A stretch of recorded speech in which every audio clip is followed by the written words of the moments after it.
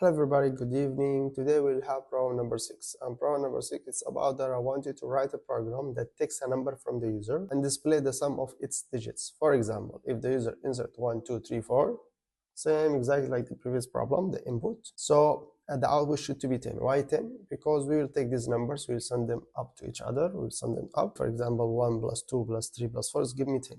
1 plus 2, 3, 3 plus 3, 6, 6 plus 4, 10. So we'll take this input that we take it from the user through the screen and we'll send them to each other, and after that final result will be 10. So let's go to Visual Studio to see how we're gonna solve this problem in code. It's basically exactly same like the previous problem number 5. It was display digits in reverse order, but we slightly changed the procedure to function, to integer function, and we add one variable and we return the sum variable because it's function. Let's go to Visual Studio, we'll see it together. Okay, let's go. Why are you waiting here? Let's go. All right, this is our problem number 6. Write a program that takes a number from the user from console screen or through console screen and display the sum of its digits on screen. All right, so what we have here in main function, we have cout less than sum of digits. Why we use cout? Because both of them function here. Okay, positive number, it's a very generic function, no need even to open it in this problem because I get already bored from it and you have to. So sum of digits is the new function. It's not new, we just change its name from display digits to sum of digits. Basically it's same like the previous one, and in the end I will tell you what I did and how to write your program according to reusability, extendability. In the other video I will explain to you how it's works. So we use cout because it's both of them function as we said. Okay, so we have sum of digits, it takes the value from the get positive number, it's integer function. All right, as you see,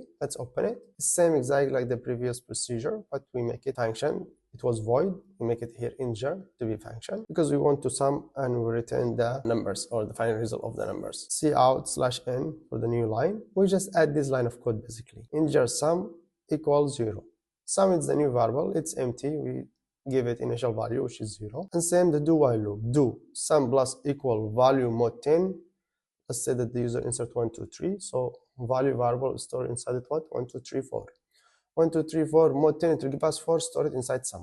Because we say sum plus equal, which means the compiler, when it comes to execute this line of code, value mod 10, the result will be stored inside sum. Okay? You already know, take this plus equal, divide equal, you take this from the previous course. For that, I said the fundamentals, it's important. You have to study or take the lessons in order, all right? After this line of code, we have the second line of code, also same like the previous problem, value divided equal 10, which is 1, 2, 3, 4, divided equal 10, it will give us 1, 2, 3. We'll store it inside value. And now we'll come to check.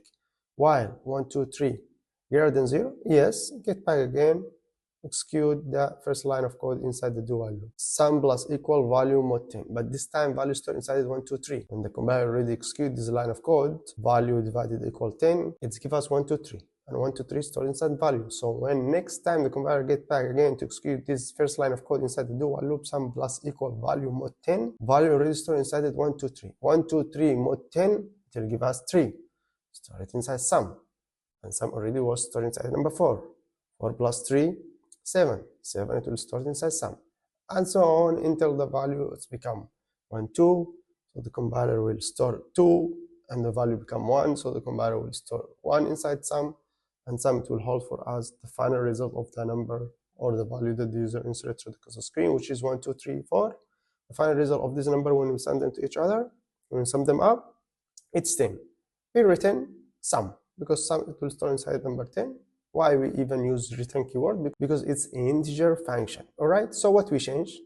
Basically, we don't change anything in this program. Same like the previous program. We just add this line of code. Integer sum equal 0.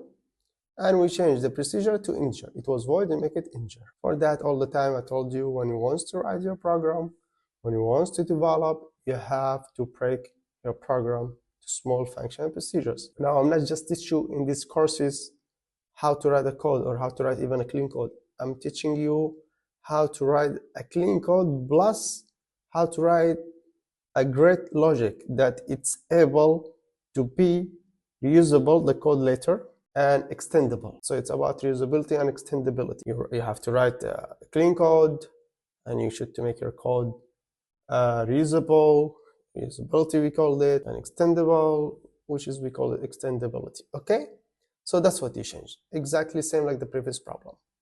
And in the end, here in main function, see out sum of digits, put inside its parameter, get positive number, the generic function, and in its parameter, please insert a number. Let's do run see this program together. Perfect. Once we did run the compiler display for us this question, please insert a number 1, 2, 3, 4. The result is 10. Compiler print for us 10 because 1 plus 2 plus 3 plus 4 it's 10. So that was the lesson of today. That was the program of today. Program number 6. Write a program that takes a number from the user and display the sum of its digits on screen. See you next problem, next lesson.